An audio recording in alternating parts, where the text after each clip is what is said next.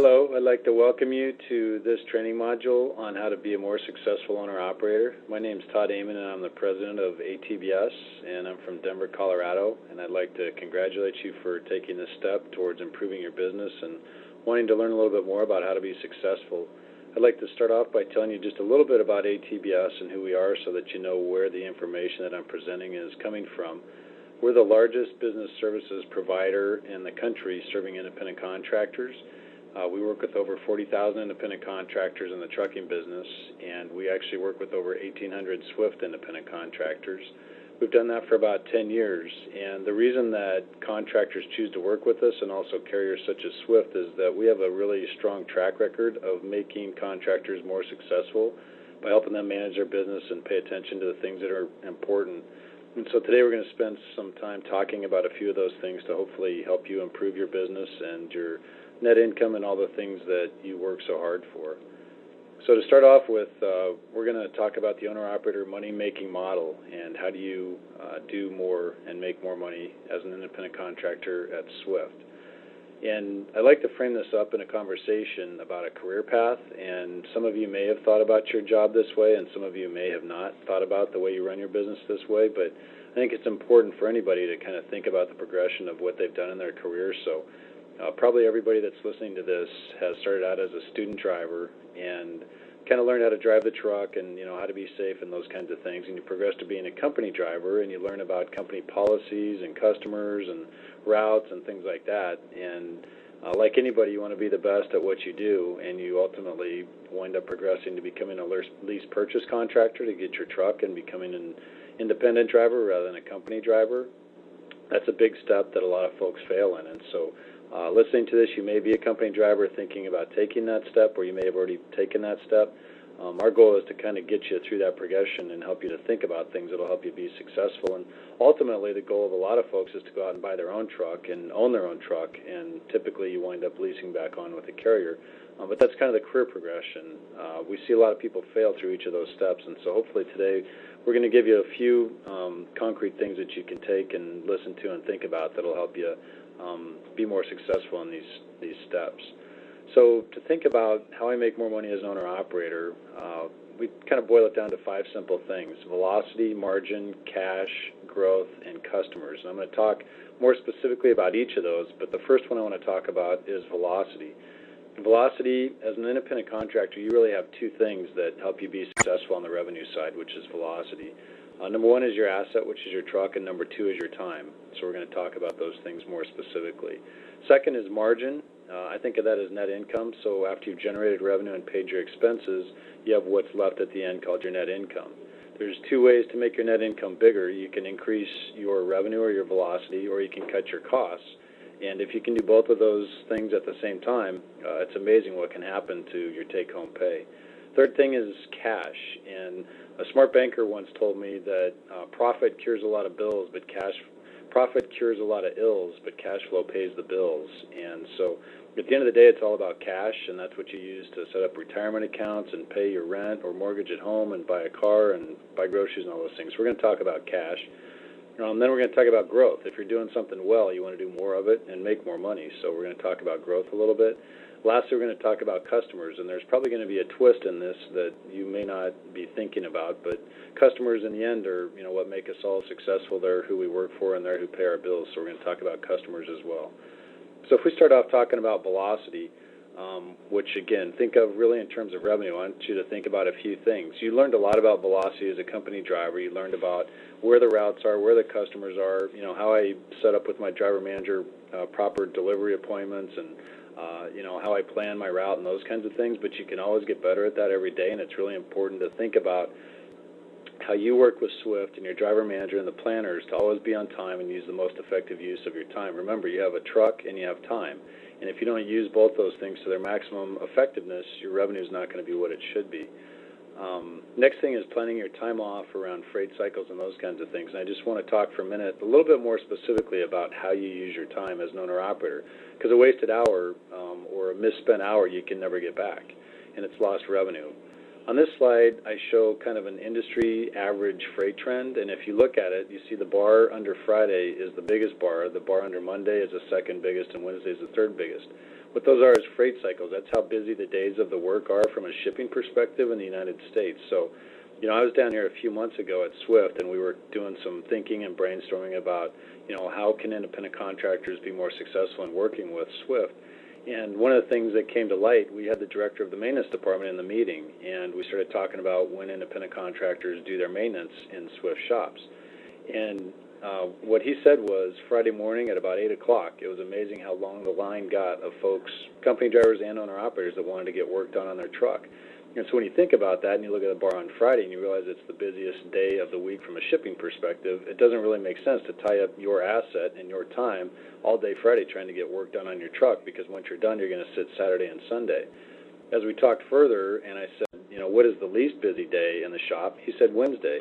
So even though it's a pretty busy, freight day when you look at it, it's a lot less busy than Friday. So maybe it makes sense to plan your time Wednesday when the shop opens early in the morning and get in for an hour or two and get the work done so that you're prepared to do work the rest of the week, and you can get under load Friday and maybe even run over the weekend when there's not a lot of freight available. So again, just little things like that. That's just one tidbit, but you got to think about your business that way and how I can be proactive to be the most productive person and generate the most velocity that I can. Next, we're going to talk about margins. So, as we've talked about revenue a little bit, we next talk about costs, fixed and variable costs, and I'm going to talk you through two things when it relates to costs. Ultimately, after we take our costs away from our revenue, we wind up with our net income or our margin. And let's talk about that a little bit. And before I go too far, in the next two slides, I want to tell you something. And what I'm going to tell you is, if I could tell you there's a place out there that you could go work and make 25 cents more per mile, you'd probably perk up a little bit. You've been listening to me for a few minutes now, and maybe you got kind of tired of hearing some of the accounting terms and those kinds of things, and you tuned out. But pay attention to the next two slides, because I'm going to show you how to make 25 cents more per mile. You don't have to leave and find another carrier. You don't have to find a new industry or do anything different. You're an independent contractor for a reason, and it's because you want to be successful. So, let's really look at these next two slides and see how you can really affect your bottom line. So what this shows is fixed costs, and not to get too technical, a fixed cost is something that you've got to pay for no matter what happens. If you park your truck in your driveway for the next month, you've still got to make a truck payment, insurance, professional fees like your accounting or your legal fees or those kinds of things. But once you pay those costs, you don't have to pay them again. You just pay them once a month. It's like a rent payment or a mortgage payment or those kinds of things. So it's a fixed cost no matter what happens. If we look at the fixed costs, an average truck payment for a Swift independent contractor is $2,256. The insurance coverages to go along with that truck are $395, and the professional fees are $80. So we come up with a total of fixed costs of $2,731. If we're an average driver and we drive 10,000 miles, which is what a solo independent contractor does on average, those fixed costs cost us 27 cents a mile. But let's say we really paid attention and we thought about velocity and revenue, and we figured out how to maximize our productivity and get more miles. And so I show, for example purposes, a training IC on the right half of this slide that's actually going to get 15,000 miles a month rather than 10,000.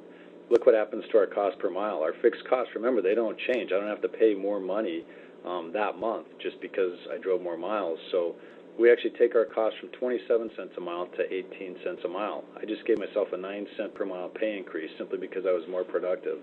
It's a really powerful message, and a lot of drivers, once they get this, you can actually double your net income once you reach a break-even point. And we don't have time in this webinar to go into detail of what a break-even is, but it's a simple concept. The more miles you run, once you cover those fixed costs, the more money you make.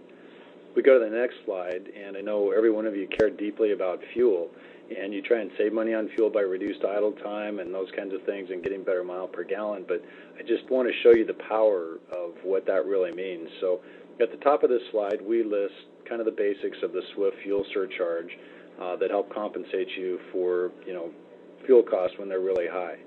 And so on the left-hand side, we have an independent contractor that's getting 7 miles per gallon, and on the right-hand side, we have an independent contractor that's getting 5 miles per gallon. And if we just talk through the numbers a little bit, the average fuel cost for a guy, and this is when diesel fuel's costing somewhere between $3.50 and $4 a gallon, the average fuel cost is going to be $76,800 for the guy getting 7 miles per gallon. The fuel rebate that you get back from Swift, because fuel prices are high, is $56,400. Doesn't matter what your miles per gallon are, you're going to get the same rebate either way. So my net fuel costs, if I'm getting 7 miles per gallon, are going to be $20,400 divided by 120,000 miles a year. That's 17 cents a mile. On the flip side, if I'm a guy that doesn't really manage my fuel, I drive fast, I idle a lot, and I don't do all the things necessary to take care of my fuel costs, and I get down around 5 miles per gallon, look at the difference. My net fuel costs are going to be $39,600 divided by the same miles is 33 cents a mile. So the difference there is 16 cents. So hopefully you got, over the last 2 slides, we just talked about 25 cents a mile in your business, and it just amazes me so many times every day I hear, as we talk to owner-operators from our office in Denver on the phone, about guys who say, I don't like where I'm driving. I hear they're paying more money over at this carrier, and I'm going to leave and go there. And, it's 1 or 2 or 3 cents that they're talking about. Really, truly think about. We just talked about 25 cents a mile that you can improve your business in just 2 simple areas. Next, I'm going to talk a little bit about cash. And remember what I said at the beginning, that my old banker friend told me, profit cures a lot of ills, but cash flow pays the bills. And so in this scenario, we use, again, some real Swift averages from the drivers that we work with. So the velocity up top, the miles that this person drove weekly was 2,452. The revenue that they made based on that, at 92 cents a mile was $2,206. The fuel rebate that they got paid back for the fuel surcharge was $772. Take away all the expenses associated with the business, and we get a net income or a margin of $859. So really that's what should have come across on your settlement check, but a lot of independent contractors are amazed when they get their settlement check, and it's actually, half of the amount they expected. What they don't realize is the cash advances that were taken on the road. And it's so easy that money burns a hole in the pocket of so many drivers that I know. And what they wind up with is a lot less than they expected at the end of the day, and the wife isn't happy at home because she didn't get a big enough check to cover the bills and those kinds of things. So let me just talk about cash advances real quick, because I see it as an area where a lot of drivers fail. So the guys that do well and make money use advances really simply for their business expenses on the road, things like paying tolls and scales, the stuff that you've got to do to, move a load and make things happen. And, they might pay themselves a moderate amount for their road expenses, whether it's food or those kinds of things. Successful drivers I know will actually stock up their food in a refrigerator and eat a lot out of the truck because meals on the road are expensive. The guys that I know that don't manage cash well, that always wonder where their paycheck went and why they didn't get one, and they wind up blaming the company that they work for, are the guys that take the maximum advances every time they get a chance, and they wind up wasting that money, whether it's in a casino or on video games, or they see something nice that would look good on the front of their truck and they buy that because they got a $100 bill in their pocket. So it's something you really got to be conscious of every day. Don't maximize your advances taking cash away from the company because you can. Use the minimal amount so that you can maximize what you get in your paycheck every single week. So growth, if we're doing something well and we've learned some lessons and we're being successful, how do we do more of it? Time management, we've already talked a little bit about it, and so, key is managing your time and being successful and knowing freight cycles and those kinds of things. But the other thing is, you need to think of yourself as a can-do owner-operator. You don't want to be one of those guys that says, it's snowing and I don't want to put chains on the truck, I'm just going to park and wait it out for a couple of days or, a few hours or whatever. You don't want to be one of those folks that says, I don't want to run north of I-40 because the weather's bad up there, or I don't want to go to the northeast because it's congested. The most successful owner-operators I know have a can-do attitude. They're not the guys that say, the company guys get all the light loads, I get all the heavy loads, I got to turn down some heavy loads to make a point to the company. They're just people that say yes, and they just go all freight, and they make money. Two of the most successful ways I've seen for drivers as contractors to make money at Swift, again, you have time and you have an asset, and if you can use both of those more effectively, just think if there were 2 of you and you could drive double the miles that you drove every day, how much money could you make? Being a trainer or even a team is one way to do that. You multiply yourself, and it's not for everybody, but if it's something that you think you would like to do, we see people that train and are in mentor programs at Swift as independent contractors make a lot more money simply because they cover their fixed costs a lot quicker in the month, kind of like we talked about early on, and once they get over those fixed costs, the rest of that money goes straight into their paycheck. So again, think about how you can get more miles and use your time more effectively as an independent contractor, and that's how you grow your business. So the last thing I'm going to really talk about is customers, and I kind of told you in the beginning, something that you may not think about. We all know that Swift serves customers like Walmart and Costco and folks like that, and it's your goal, and you were trained as a company driver to be really professional and do a great job with those folks. Be professional in appearance, deliver on time, because if you don't do a good job for those folks, then nobody has any freight to haul because those customers are going to fire you. The second thing I want you to think about, and again, realize that I don't work for Swift in any way, shape, or form. I work with over 100 truck lines in the U.S. What I try and teach an owner-operator to think about is the person he's contracted to is actually his number one customer. The carrier that you're working for is your customer. You chose to work there. They didn't make you work there. And your job is to serve them, and your job is to think about how I can be a better business partner and provide better information and better service and better communication. Don't get mad when something goes wrong. Think of them as your customer and think about it as an opportunity to work out a problem so that you can work better in the future. If you have an attitude like that, it's going to serve you well and go a long ways towards making you successful and showing the carrier that you work for that you're someone that wants to help do things in a better way, not just create problems. So again, you really have two customers. One is the one you're hauling the freight for ultimately that you're going to deliver the load to, but two is the person that writes your paycheck and pays you money every single week, and that's Swift. Last thing I'm going to talk about is at ATBS, I've already said we work with a lot of different carriers, and we track a lot of benchmark data.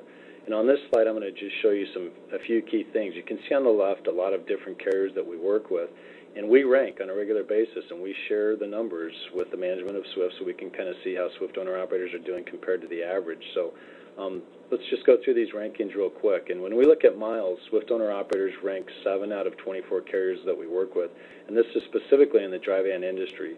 And so, for me, that's a great number. What it tells me is the miles are at Swift. If you want to run and you're willing to do the right things, you can get the miles at Swift. That's not always the case at some other carriers. If we look at revenue per mile, Swift is kind of in the middle of the pack. And, I think you know that as well as anybody. Swift's never going to be a premium paying company on a revenue per mile basis because it's just not the model of the business. They're in a competitive industry where they pay average. And, that's not a bad thing.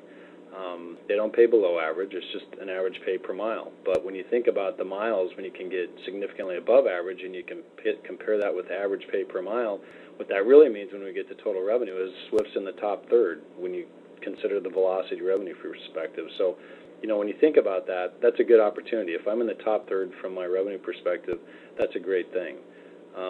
And again, remember, we talked about how you can give yourself a 25-cent a mile pay increase, so don't worry about whether you're making 92 cents a mile or 94 cents a mile. Concentrate on your business, and the rest of it will take care of itself. If we look at maintenance costs, they've always been really good at Swift, and one of the reasons is the lease purchase model here utilizes new trucks that are under warranty and perform really well. So at 5 cents a mile average for maintenance, Swift is number 3 out of 24 carriers, which is about as good as it gets. And so you can be confident that leasing a truck here is going to at least provide you an asset that you don't have to spend a lot of money and worry about. If we look at fuel costs, and if I can leave you with one thing today, and we're nearly done, we have one more slide. One thing that you guys can improve, and Swift as a whole with the independent contractors can improve upon, is fuel cost per mile. Swift's a little bit below average, kind of right in the middle at 54 cents a mile, 15 out of 24. The thing that we talked about on fuel costs, the difference between 7 miles per gallon and 5 miles per gallon, or, truly even 7 miles per gallon versus 6.5 miles per gallon, you're talking about thousands of dollars per year. And, if I can convince you of one thing, spend a little bit of time every single day figuring out how you can get better fuel economy on your truck, and it's going to make you tens of thousands of dollars more per year and more in your career.